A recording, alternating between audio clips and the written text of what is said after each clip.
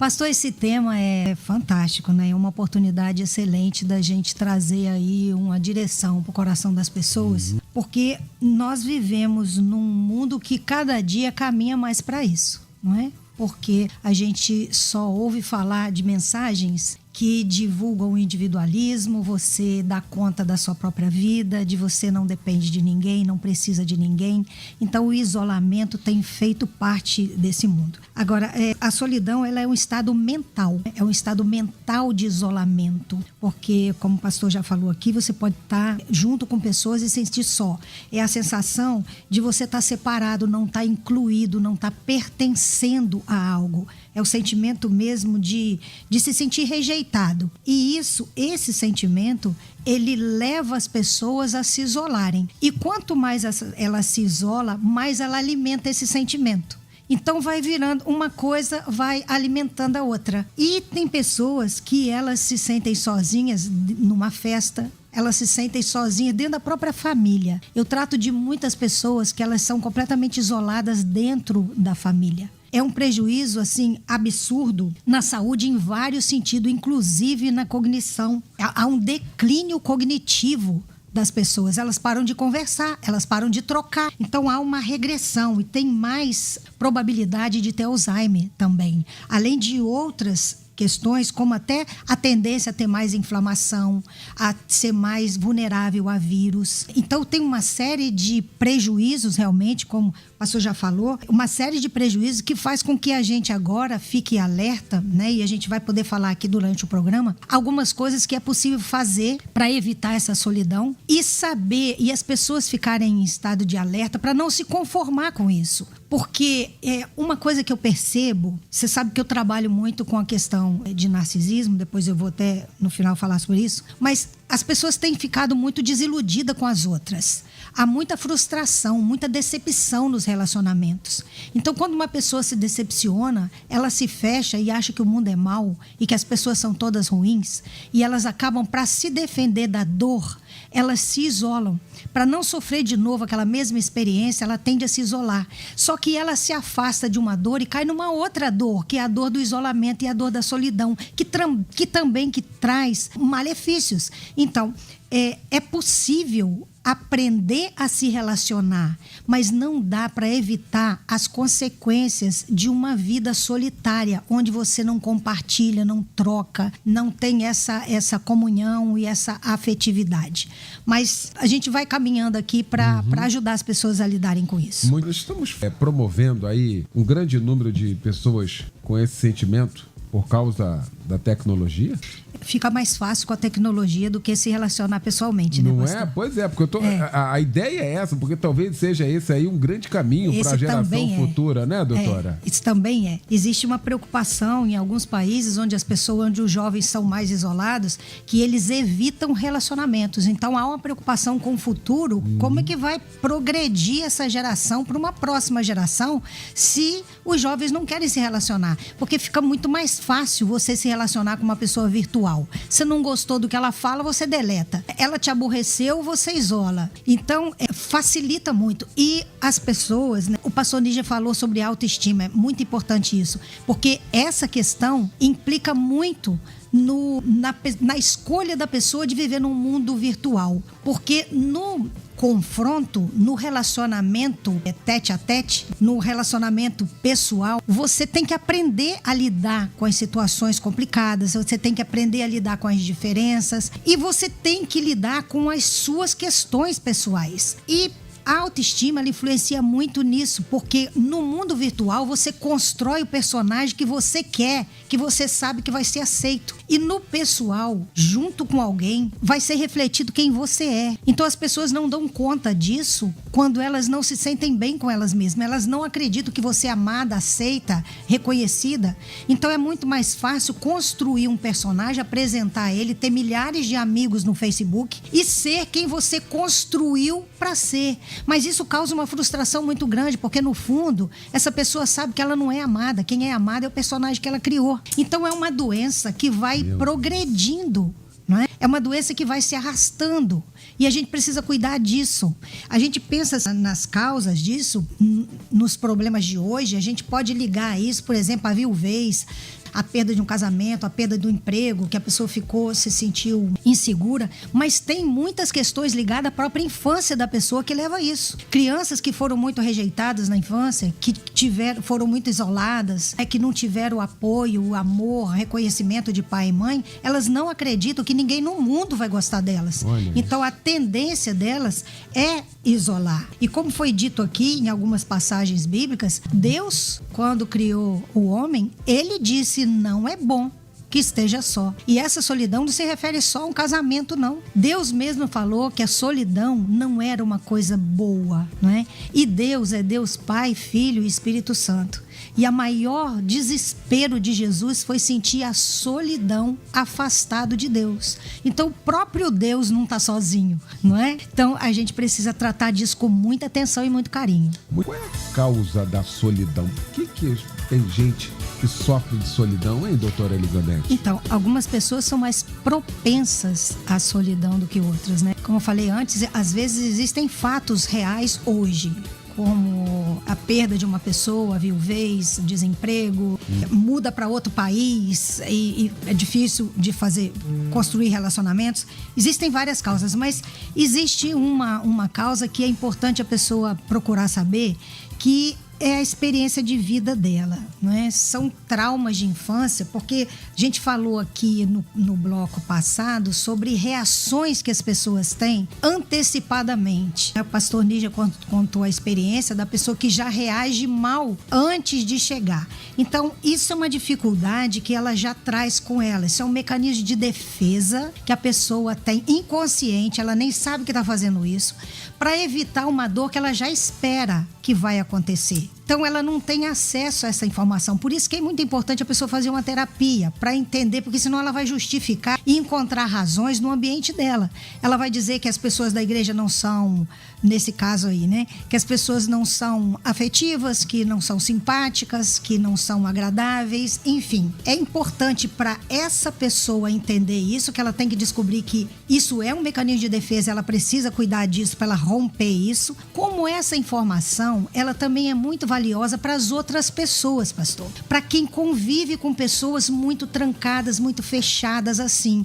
Para você não fazer um julgamento precipitado, porque às vezes a gente julga. A gente fala, nossa, que pessoa soberba, que pessoa antipática. Ela não se comunica com ninguém. E se você consegue ser mais afetuoso, mais carinhoso, você quebra essa defesa dessa pessoa. Se você não se sente ferido por ela. Porque às vezes a gente se sente ferido, como o pastor Níger colocou aqui. Às vezes a gente se sente ferido pela reação do outro, mas se a gente consegue trabalhar isso na gente também e romper, a gente consegue quebrar esse mecanismo de defesa. Eu me lembro quando eu era adolescente, eu saía às 6:30 da manhã para ir para a escola. Então eu caminhava aí mais ou menos meia hora para chegar ao colégio. E eu via sempre um senhorzinho que varria a rua. Ele ficava na esquina seguinte. Eu não passava por aquela esquina, mas eu achava ele tão triste que um dia eu percebi a tristeza dele. De repente eu olhei para ele e eu enxerguei a tristeza dele. Eu devia ter uns 16 anos na época. E eu passei para ir para outra esquina só para cumprimentar ele. A primeira vez que eu falei bom dia, ele não acreditou, nem levantou a cabeça. No segundo dia eu fui de novo. Eu falei bom dia, muito obrigado, viu? Porque o senhor limpa a rua, quando a gente passa, sente uma sensação tão agradável e a responsabilidade é do senhor, porque o senhor que está limpando a rua. Ele me olhou meio desconfiado. No terceiro dia eu fui de novo, ele já levantou a cabeça esperando responder o meu bom dia. Aí ele passou a responder o meu bom dia com um sorriso. Quebrou aquela atitude de rigidez. Então a gente tem que olhar para os dois lados também, que a gente pode ajudar as pessoas a quebrar esse mecanismo de defesa. Que coisa, hein? E aí, deixa eu continuar aqui com a doutora Elizabeth. A Elizabeth falou aqui na primeira parte sobre essa questão da infância, lá da primeira infância. O que causa isso, então? Porque tem gente, se a gente for ver, tem crianças, vamos colocar aqui, que acaba solitária nesse sentido. Sim, não, sim. Tem muitas crianças que vivem isoladas. Elas vivem trancadas num quarto. Tem adolescentes que passam a adolescência toda trancada num quarto. E a gente, enquanto pai e mãe, a gente precisa cuidar disso. Porque esse convívio é o pai e a mãe que vai construir. É o pai e a mãe que tem que perceber isso. Eu sei que tem pessoas, como pastor Edilson estava falando aqui no intervalo, tem pessoas que são diferentes. Cada um tem um temperamento diferente. Tem aquela criança que ela é mais calma, ela gosta de leitura, ela gosta de ficar mais concentrada. Você tem que entender se é o temperamento ou é uma dificuldade daquela criança. Se ela está se sentindo rejeitada, se ela tem dificuldade de fazer amizades. E tem a outra que é mais extrovertida, ela gosta de estar no meio de muita gente. E às vezes, essa diferença de temperamento é uma coisa muito interessante. Porque tem pessoas que quando elas estão numa festa, no meio de um monte de gente, ela ganha energia. Então, quanto mais tempo ela fica envolvida com pessoas, melhor ela está se sentindo, mais animada ela está se sentindo. Tem outras que perdem energia quando estão com pessoas.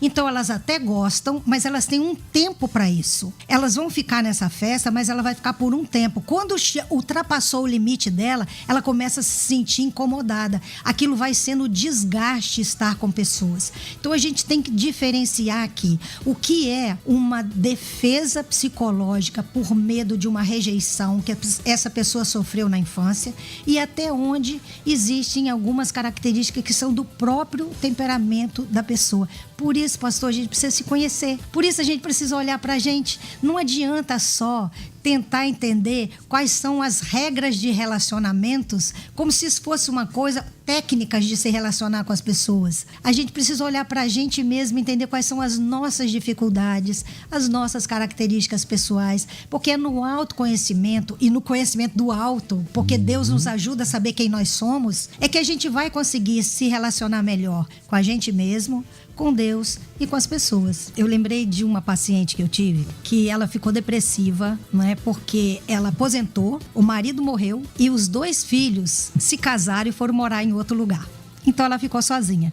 E ela entrou numa depressão profunda quando ela me procurou. Ela não tinha mais sentido para a vida dela. Então, no meio das nossas conversas lá, eu fui entender como é que era a vida dela. A vida dela era extremamente agitada. Ela trabalhava absurdamente, cuidava demais, ela cuidava muito das pessoas. E eu comecei a conversar com ela sobre os desejos que ela tinha e ela não podia realizar, porque ela estava trabalhando, cuidando de filho, cuidando de marido, cuidando de tantas coisas e não sobrava tempo para ela. E uma das coisas que ela colocou que era um sonho dela quando ela estava naquela vida agitada era viajar. E eu falei assim, filho não depende de você, o marido não depende porque não está mais aqui, o trabalho também não. O que te impede de viajar? Hoje, pastor, ela conhece quase que o mundo inteiro e tem grupo de amigos em várias partes, porque ela pegou a aposentadoria dela e ela investiu todo mês. Ela paga as viagens, acaba uma, ela começa a pagar outra. Então, ela preencheu a vida dela. A gente está falando sobre o que fazer. Pensa em alguma coisa que você sempre sonhou fazer e nunca fez. Eu tenho um amigo que eu reencontrei agora em Portugal, ele tem 66 anos, entrou na faculdade de psicologia. Então, sempre há uma coisa, às vezes as pessoas falam assim, eu sou velha demais para fazer uma coisa. Deus chamou Moisés com 80 anos, não é? Ele fez uma grande obra, então é sempre tempo de fazer alguma coisa. O animal de estimação, como foi dito aqui, marca um café com amigas, recupera amizades que você já teve, reconecte com as pessoas de novo. Agora, uma outra coisa, não tenha medo de estar só, porque você não vai conseguir estar com todo mundo o tempo todo. Então, não tenha medo de estar sozinho também. Procure alguma coisa que você possa fazer quando estiver sozinho. Leia um livro, assista um filme. Agora, não fique vendo esses telejornais que só falam de crimes, de barbaridades, porque tem muitas pessoas sozinhas que elas vivem de telejornal em telejornal. A cabeça dela, além dela estar sofrendo de solidão, ela está com pavor por causa das notícias que ela está sempre ouvindo. Isso é uma coisa que a gente pode fazer. Agora, além disso, de buscar outros caminhos, porque são caminhos que as pessoas podem ter, inclusive, pastor, fazer obra social, ser voluntário numa igreja. Quantas coisas podem ser feitas, de visitar um asilo, visitar um orfanato? Tem coisas que você pode fazer e se movimentar. Mas antes da gente terminar, eu queria colocar uma coisa muito importante, porque eu vejo isso de perto. A gente está vivendo num mundo cada dia mais narcisista. As pessoas narcisistas, elas massacram as outras. são pais e mães que não criam conexão emocional e elas esquecem que elas envelhecem. E aí, quando elas envelhecem, elas estão sozinhas. As pessoas não preparam para envelhecer. A gente precisa construir bons relacionamentos para entender que na velhice a gente vai precisar das pessoas. E eu conheço muitas famílias onde os filhos tiveram que se separar dos pais e para outro país porque estavam morrendo por causa daquele relacionamento com uma pessoa que massacra o tempo todo. Então, essas pessoas narcisistas que elas manipulam e têm um controle de controlar outras pessoas, elas estão esquecendo que vai chegar um dia em que elas vão estar sós. Elas não estão plantando algo bom e elas vão colher isso, certo? Então, a gente tem que preparar a velhice muito antes dela chegar. Elias foi um homem de tanta fé e ele também se sentiu só em um momento da vida dele. Ele também se isolou. Então, não se culpe por sentir isso, mas não se acomode nesse estado. Eu espero que o programa tenha dado alguma direção para as pessoas. Hoje eu creio que sim. Esse programa atinge, ele chega a milhares de pessoas, é uma bênção. E eu quero agradecer a sua confiança, né? Agradecer por estar aqui participando com pessoas tão especiais. Eu quero convidar os ouvintes para se inscrever lá no Instagram, seguir lá o Instagram, Elizabeth C. Pimentel. Elizabeth com Z, TH, Elizabeth C. Pimentel. Deus abençoe a todos. Obrigado, doutora.